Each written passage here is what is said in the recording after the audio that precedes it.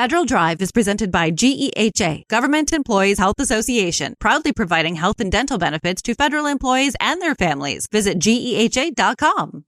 And now, the Federal Drive with Terry Gerton, sponsored by GEHA.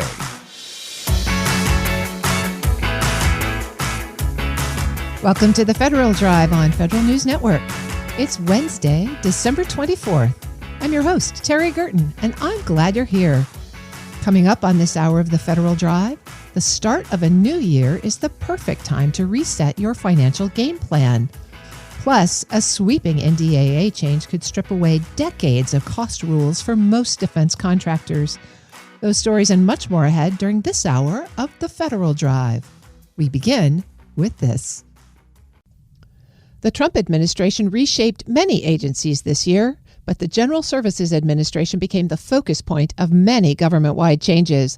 The Department of Government Efficiency set high cost-cutting goals for GSA, and next year, an agency watchdog will take a closer look at whether it met those targets. Federal News Network's Jory Heckman is here with more. Jory, thanks for joining me. Hey, Terry. Great to be here. So 2025 was a year of change for GSA. What would you say they accomplished?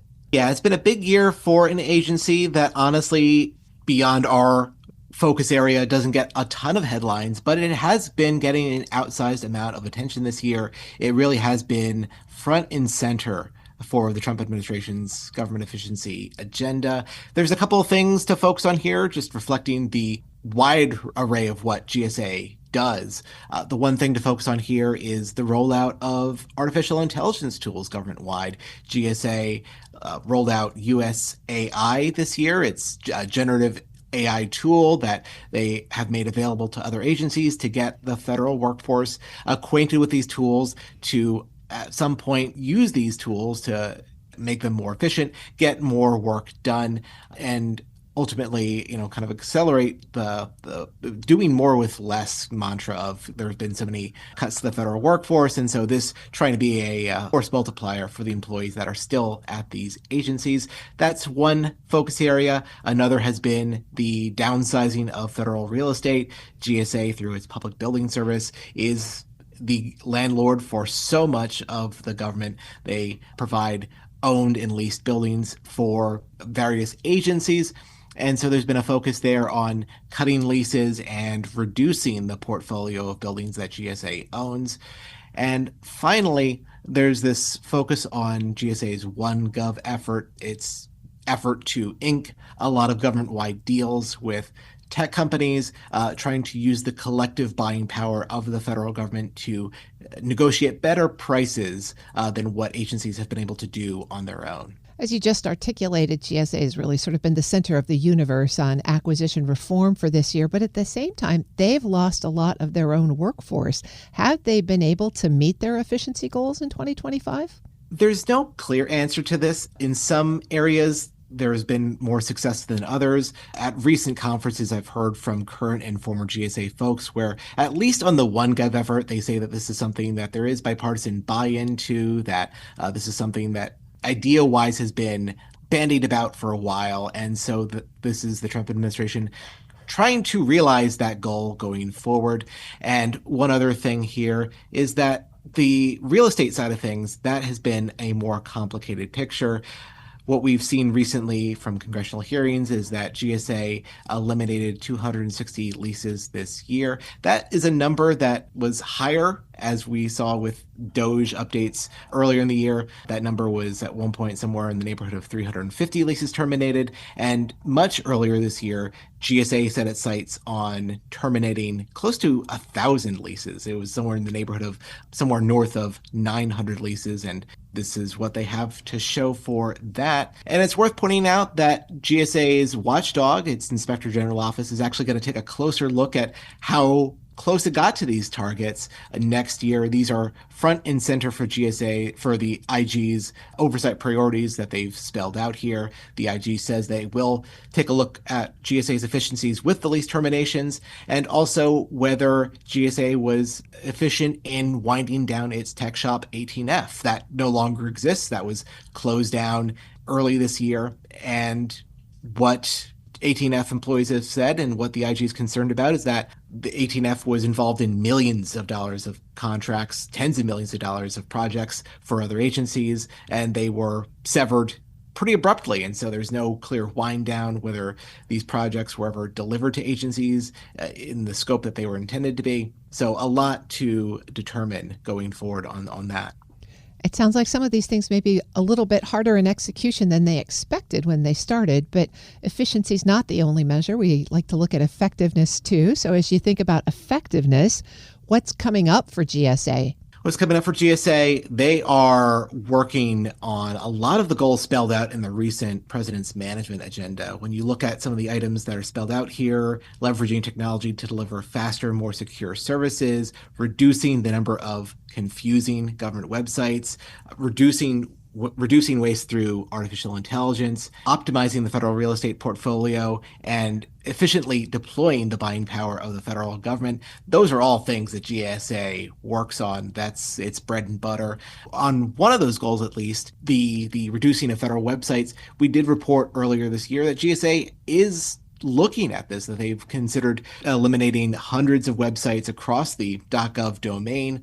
Understanding that there's this digital sprawl, that sometimes websites get spun up and they just exist in perpetuity and can be hard for people to navigate all of that digital sprawl. And so they are trying to rein that in to some extent. They have been auditing those websites on a government-wide basis. And so the number that we've seen earlier this year was somewhere in the neighborhood of 300 some websites, and we'll probably expect to see more of those websites gone through and streamlined in the new year. Tori, with all of that work on the books for them, what's the story or the prognosis for the GSA workforce who's got to do all of that? Yeah, so the GSA workforce, that is a workforce that has been shrinking even as this workload is growing. The agency started this year with about 5,600 employees, but what we've heard in recent congressional hearings is that the workforce has shrunk by about 45%, so nearly half. And one thing that's clear is that, at least on the federal real estate side of things, the workforce has been shrinking faster than GSA has been able to shrink the federal building portfolio. This is a really tough problem. This is something that transcends presidential administrations. And perhaps in recognition of that, GSA did rescind layoff notices for about 400 PBS employees. It was able to get nearly 300 of them to return to work. And what we heard from the acting PBS commissioner, he told lawmakers recently that the agency is taking a close look to see if there are additional gaps in its workforce, recognizing it still has a big portfolio to oversee. It sounds like GSA is going to continue to be busy. Very much so. That's Federal News Network's Jory Heckman. Jory, thanks for joining me. Thanks, Terry. We'll post this interview at federalnewsnetwork.com. Up next, a sweeping NDAA change could strip away decades of cost rules for most defense contractors. This is the Federal Drive with Terry Gerton on Federal News Network.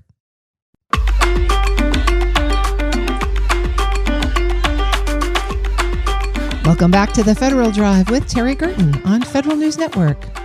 The 2026 Defense Authorization Law exempts non-traditional defense contractors from FAR cost principles, certified cost or pricing data, and DoD business systems requirements, potentially affecting more than 90% of the defense industrial base. We'll break down what this means with partner at Haynes Boone, Dan Ramish. Dan, thanks so much for joining me. Thanks for having me, Terry. We've got the new National Defense Authorization Act. It's signed into law, and there's a lot in it, as we've talked on other episodes, 3,000 plus pages, but we're going to drill in on a particular part today, Section 1826. Talk to us about why you think that provision is so important. So, Terry, this provision, 1826, is titled Exemptions for Non-Traditional Defense Contractors, and it includes three important exemptions on defense contracts for companies that qualify as non-traditional defense contractors.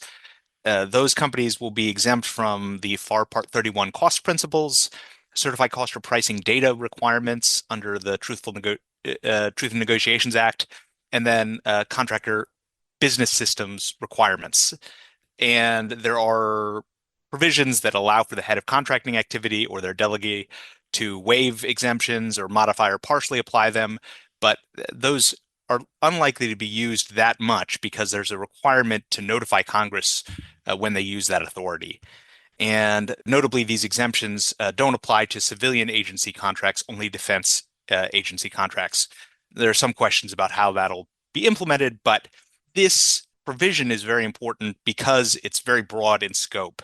Non-traditional defense contractors are defined as any contractors that aren't currently performing a CAS-covered contract, a contract covered by the cost accounting standards, and that haven't performed a CAS-covered contract in the last year. This is a large percentage of the defense industrial base. It includes all small businesses because contracts and subcontracts with small businesses are exempt.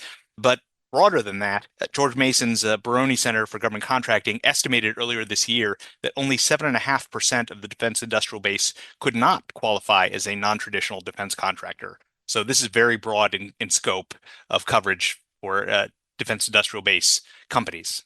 And the exclusion is actually going to increase with other provisions in the NDAA, correct?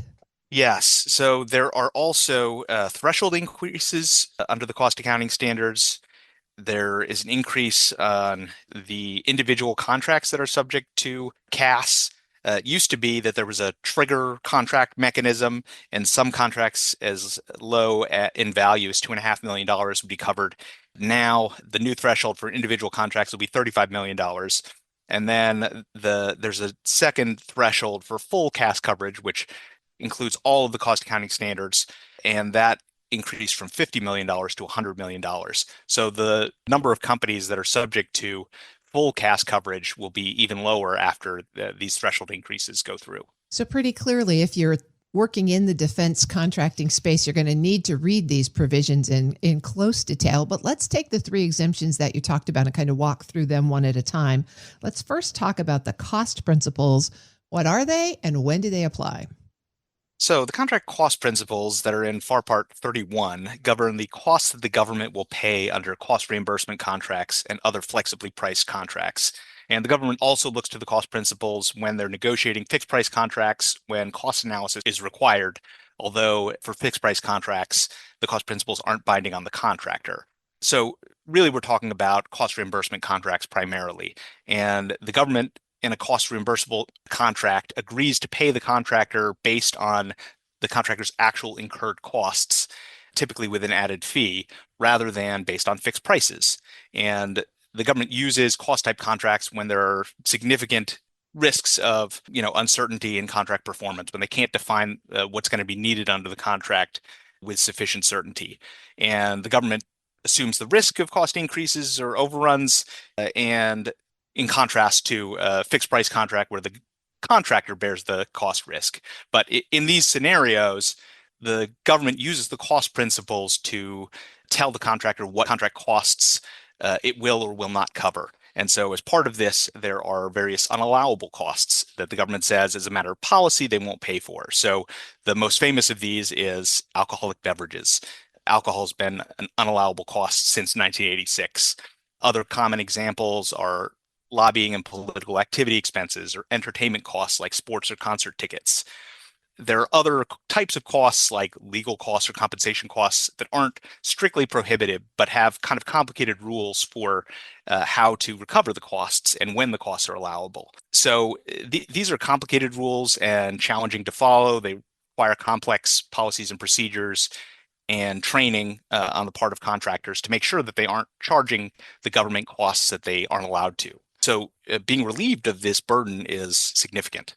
Sounds like contractors might be wiping their brow here, but are there other pieces of the cost rules that folks should be concerned about? Well, so one important caveat to this cost principles exemption is that there are statutory provisions addressing allowability of certain costs, like alcohol, for example. And so it's unlikely that the Department of Defense will be able to just wipe the slate clean. They'll need to establish new and presumably vastly streamlined rules that balance the other statutory constraints. It'll have to be shorter than the about 75 pages of rules that make up the cost principles. Dan Ramish is a partner at Haynes Boone. Dan, we'll continue on this topic here. The next piece up is certified cost or pricing data. Yeah, so certified cost or pricing data is a requirement that originates in the Truthful Cost or Pricing Data Act, which is popularly and formally referred to as the Truth in Negotiations Act, or TINA. And when the government is buying products or services from a contractor and there isn't enough competition or commercial market forces for the contracting officer to determine that the price is fair and reasonable, the contracting officer is required to request certified cost or pricing data. So certified cost or pricing data includes all facts that prudent buyers and sellers would reasonably expect to affect price negotiations. So it's kind of intended to address those non-competitive scenarios to put the government negotiator on equal footing. The common types of cost or pricing data could include anything from vendor quotes to internal data about business prospects or operation costs, or information about management decisions that could affect costs. And the contractor is required to identify and provide the cost or pricing data to the government and certify that the data are current, accurate, and complete. And as with the cost principles, failure to comply with the current, accurate, and complete requirement in certifying certified cost or pricing data could create liability for defective pricing, or potentially fraud liability under certain circumstances. So this presents risk as well and requires policies and procedures to ensure that the appropriate data is collected and provided to the government and updated appropriately during negotiations. All right. The third set of exemptions are from the DoD business systems rules. Tell us more about that. So DoD business systems rules are another fairly extensive area requiring defense contractors to maintain adequate business systems for accounting, earned value management, estimating, material management, property management, and purchasing. And if the Department of Defense determines that a contractor's business systems have material weaknesses, the government can withhold substantial amounts from contract payments. So this is another area where each of these systems requires complex compliance apparatus. And with the withholding risk, this is an important area for contractors that are subject to it. And its requirements are prescriptive and burdensome on contractors. And so another area where this will provide significant relief. You mentioned at the beginning that there's the potential that the Secretary of Defense can waive these exemptions. Waiving exemptions seems like a double negative. It means holding people accountable to the original standards, right? So what would be the circumstances that would warrant a waiver? So the language talking about this, there's a requirement for congressional notice, and it gives kind of a sense of where there might be circumstances for a waiver. If a waiver is issued, then the Secretary of Defense is required to provide congressional defense committees a notice of the waiver.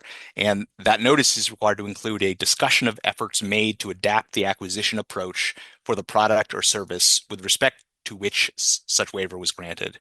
So I think there's an understanding that there will be circumstances where it's excessively challenging for example, the government to have assurances that it's obtaining fair and reasonable prices, or where there are concerns about the types of costs that it's covering.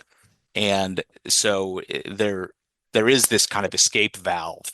But the fact that the Secretary of Defense has to notify Congress when they do it will be a significant deterrent for using this. So it's unlikely that this waiver authority will undermine the broader effects of the rule.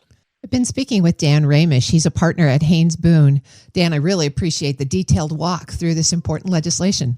Thanks so much for having me, Terry. We'll post this interview at federalnewsnetwork.com/Federal Drive. Listen to the Federal Drive on your schedule. Subscribe wherever you get your podcasts. Still to come, Therapy for Feds offers a lifeline for former federal employees facing tough times. But first, the start of a new year is the perfect time to reset your financial game plan. You're listening to the Federal Drive with Terry Gerton on Federal News Network.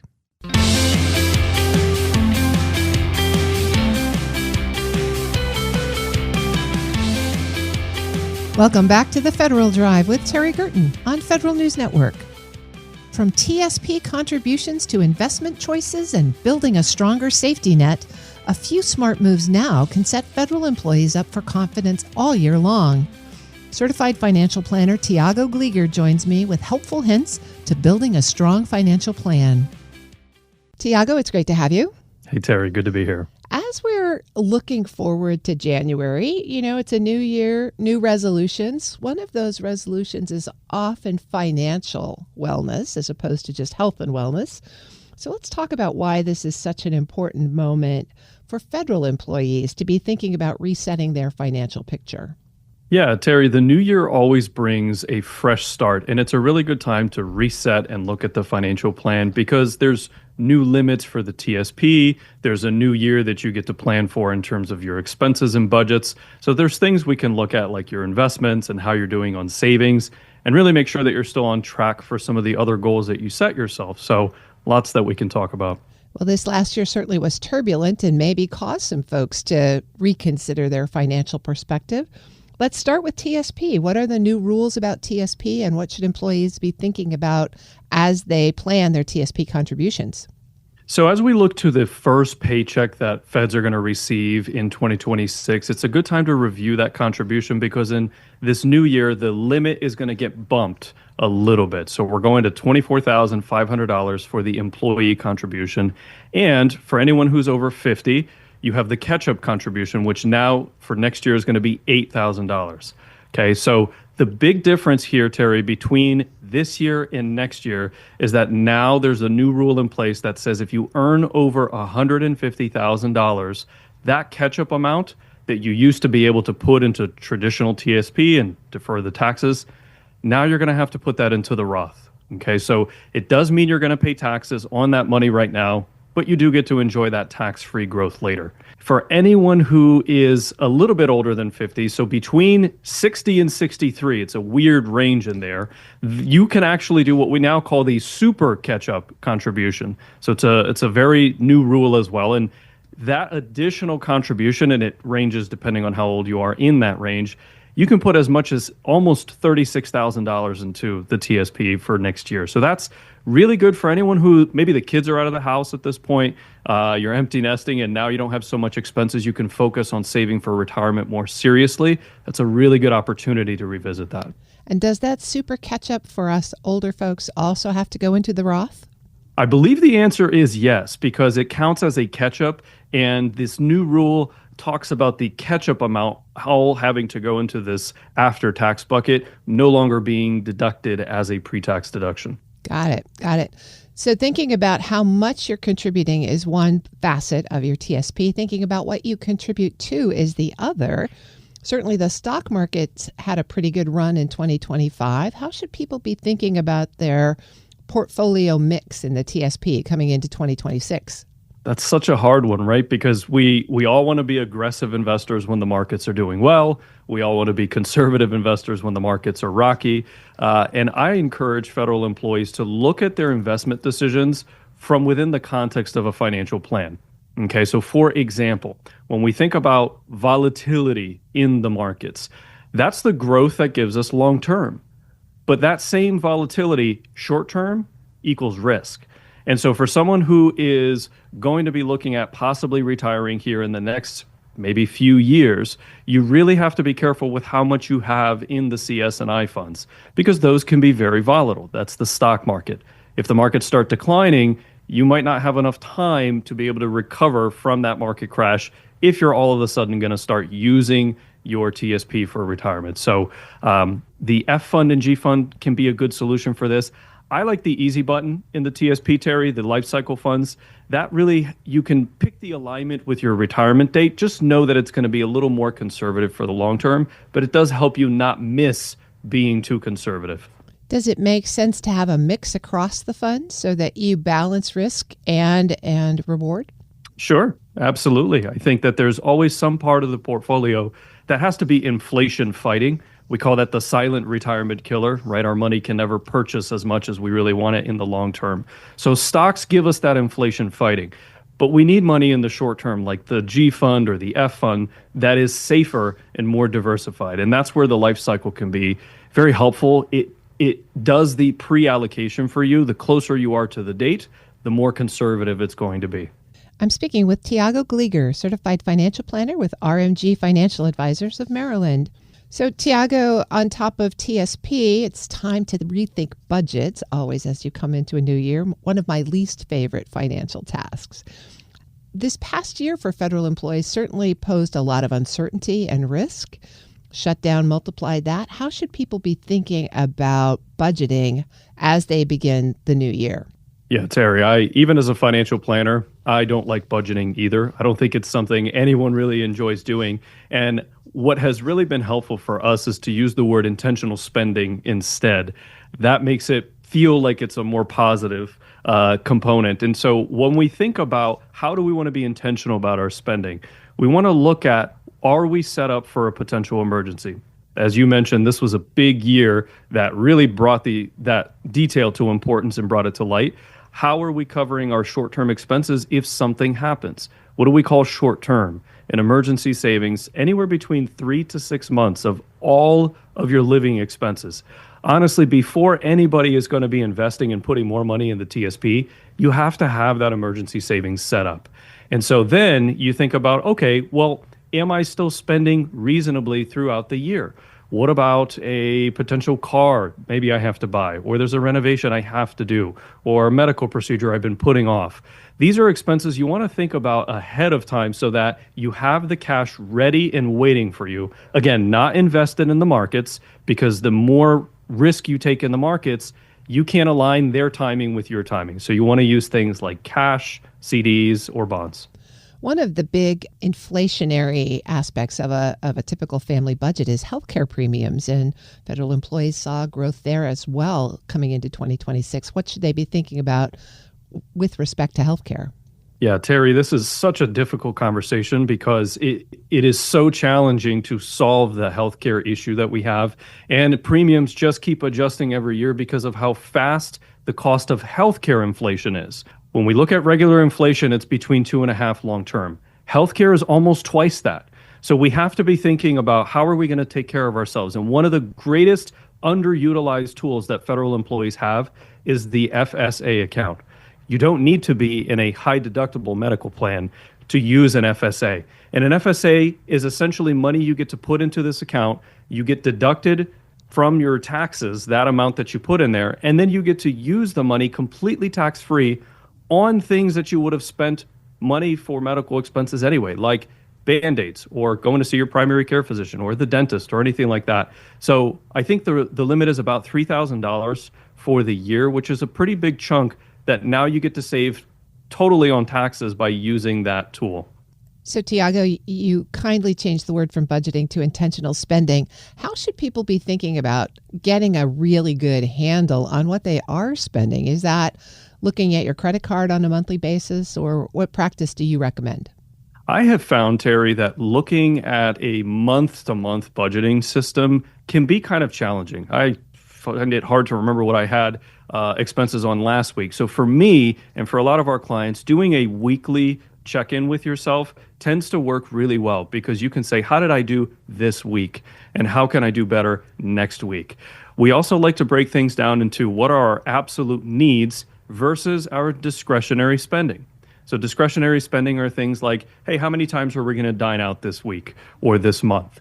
And how many times do we want to go on vacation this year or take a trip here or there? So those things you have a lot more control over. And that's the part that if we can plan carefully ahead, we can make sure that we don't overspend and then blow out our savings.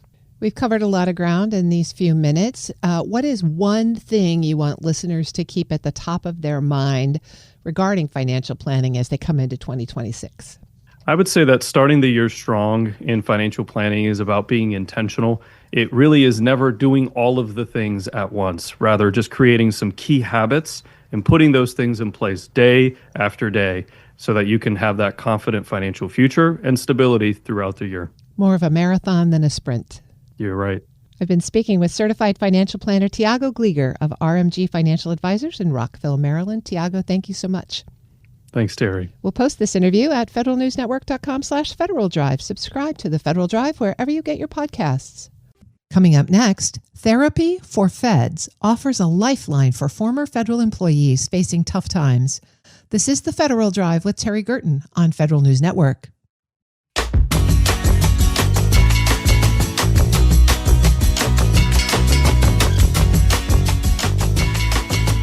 Welcome back to the Federal Drive with Terry Gerton on Federal News Network. After a year of shutdowns, cuts, and uncertainty, many former federal employees are struggling with stress and identity loss. Therapy for Feds offers free and low-cost counseling to help them cope and rebuild. Founder Roz Barroza is here to share why she launched the program and how people can get support. Roz, thank you so much for joining me. Oh, it's my pleasure. Thanks for inviting me, Terry. It's been a tough year for federal employees. There's been a lot of uncertainty about jobs and missions. We've had shutdown. They got paid. They didn't get paid. What kind of a toll does that accumulation have on mental health? You know, it may look very differently for every person, but generally it has been a traumatic year, which trauma is very specific. It has a long shelf life, but initially it feels like you've been run over by a truck.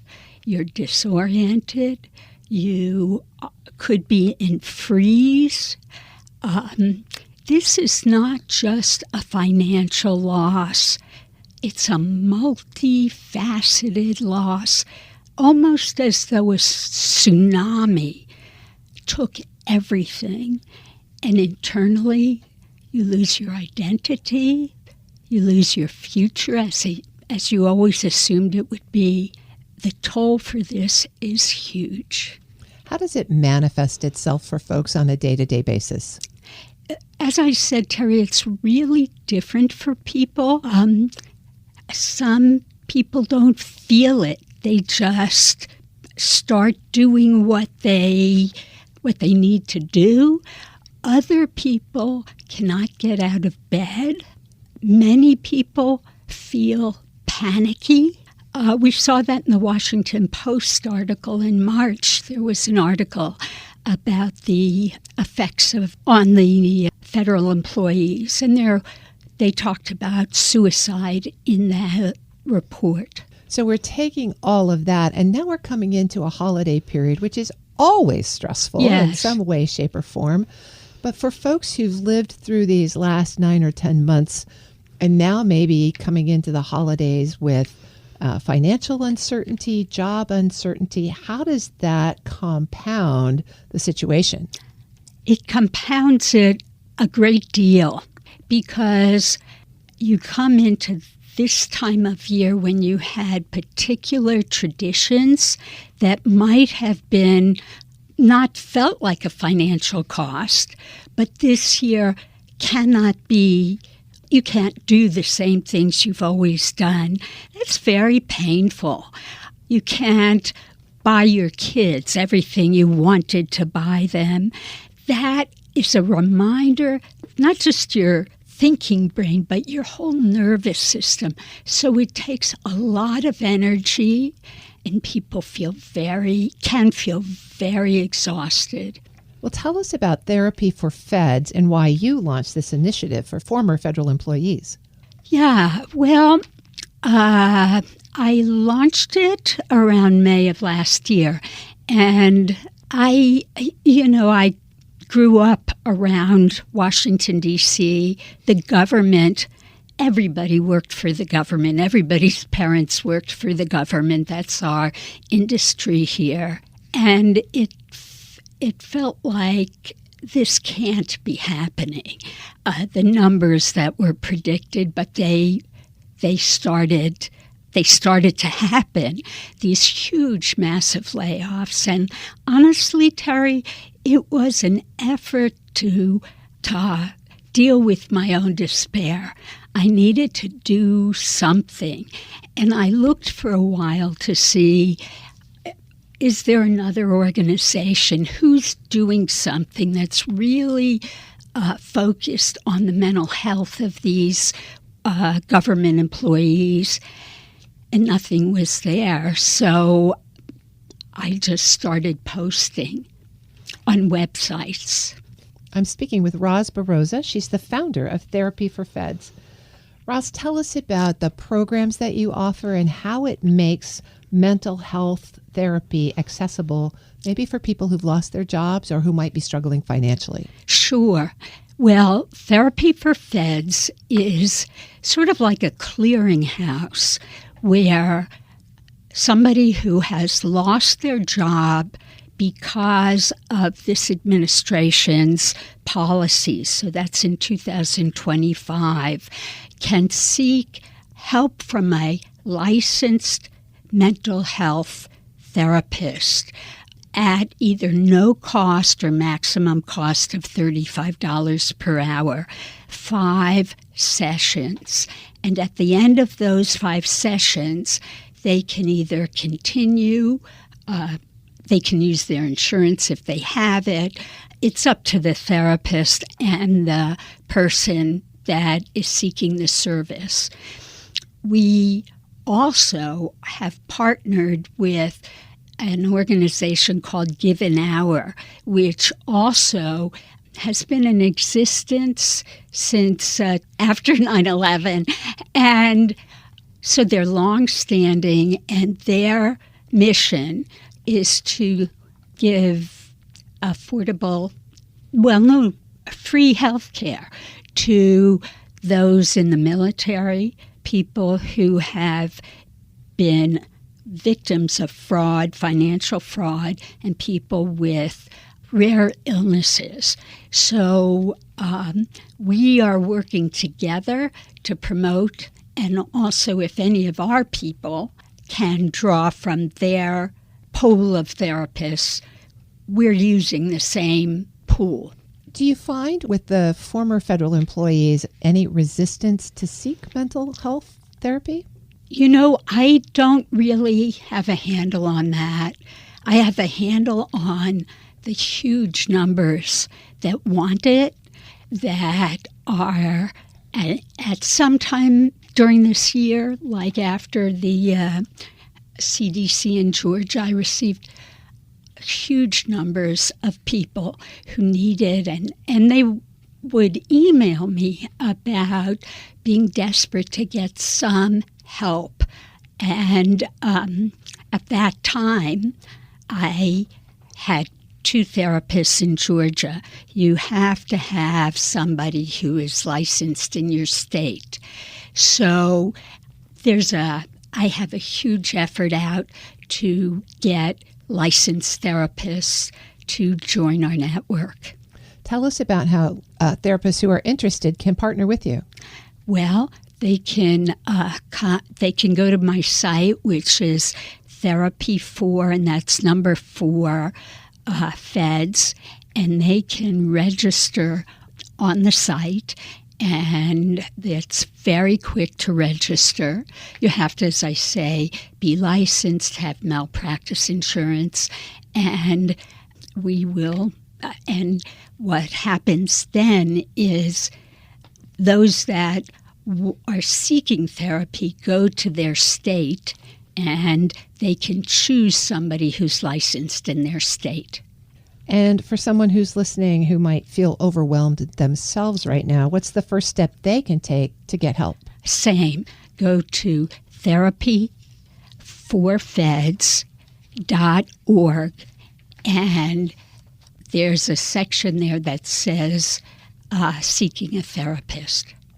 I've been speaking with Roz Baroza. She's the founder of Therapy for Feds. Roz, thank you so much for sharing this important resource with us. My pleasure. Thanks, Terry. We'll post this interview and a link to the site at federalnewsnetwork.com/Federal Drive. Subscribe to the Federal Drive wherever you get your podcasts.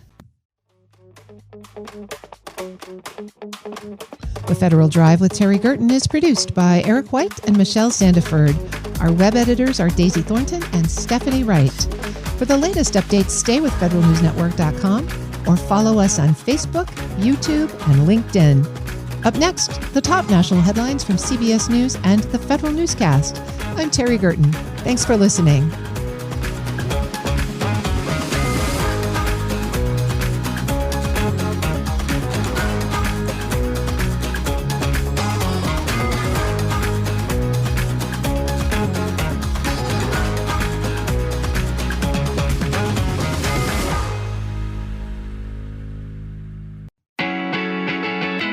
And now, The Federal Drive with Terry Gerton, sponsored by GEHA. Welcome to the Federal Drive on Federal News Network. It's Wednesday, December 24th. I'm your host, Terry Gerton, and I'm glad you're here. Coming up on this hour of the Federal Drive, the start of a new year is the perfect time to reset your financial game plan. Plus, a sweeping NDAA change could strip away decades of cost rules for most defense contractors. Those stories and much more ahead during this hour of the Federal Drive. We begin with this.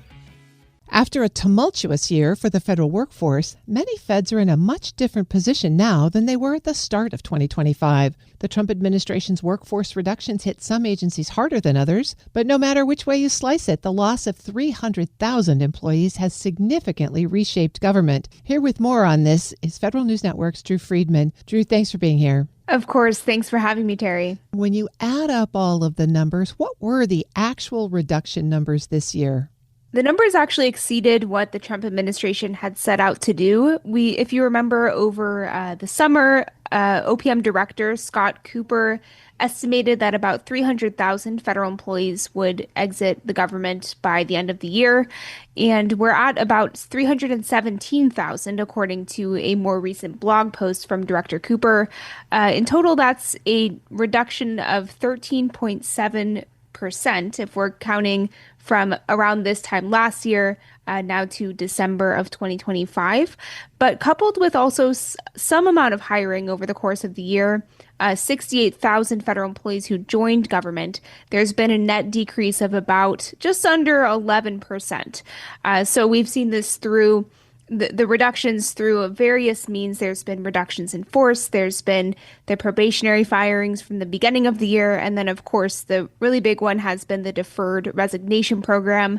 All of those combined have left the government in, as you said, a much different place now than we saw about a year ago. Those 11% weren't distributed uniformly across all of the federal agencies. Did some agencies see then larger reductions than others? Absolutely. It's not been an equal application for the agencies. If you look just purely by volume and by numbers, the Department of Defense has lost the most. They've had about 61,000 employees leave out of roughly 770,000 total employees. So that's a loss of about 8%.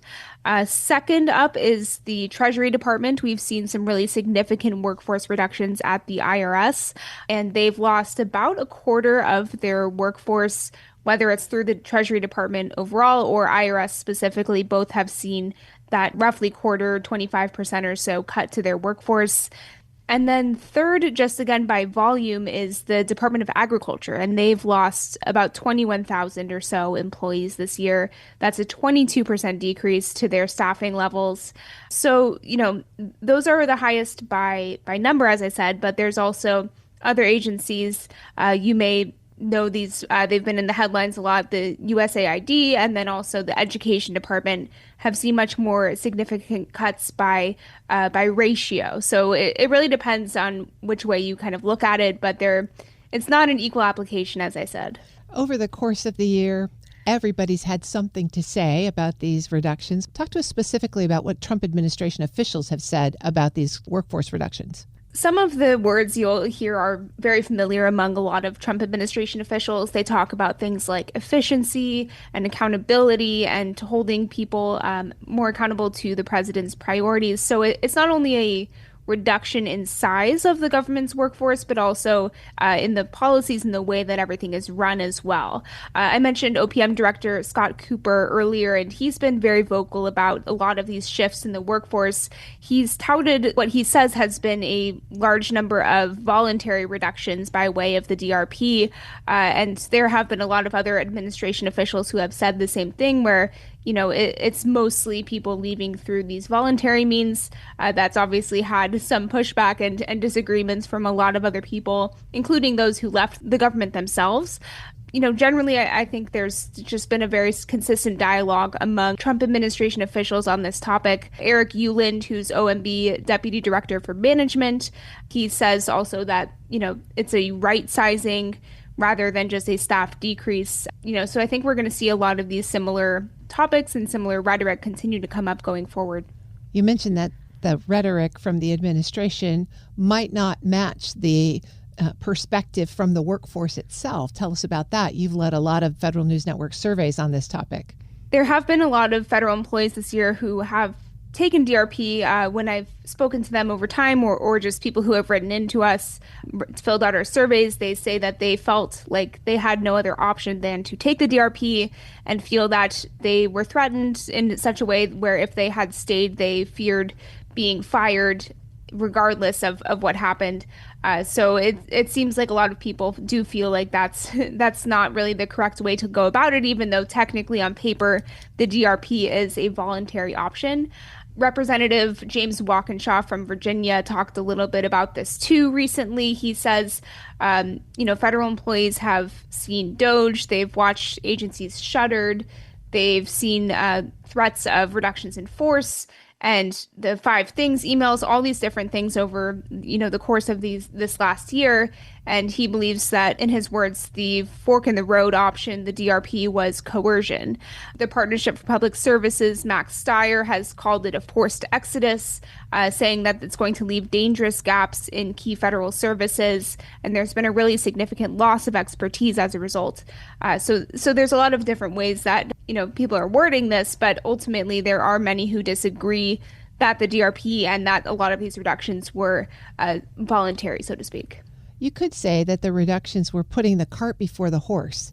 They let all of these people make, we'll say, alternative arrangements and leave the government. And afterwards, they asked agencies for staffing plans. How do you think in the coming months those two pieces are going to come together? It's definitely going to be an interesting thing to follow, Terry. The Trump administration now, as you mentioned, is shifting toward this idea of, what is your workforce going to look like in 2026 and beyond, and having agencies create these annual staffing plans. So, what we're going to see over time is a loosening a little bit on the hiring freeze, maybe some more agencies starting to recruit for different roles. But again, that's not going to be a full hiring again for the federal government.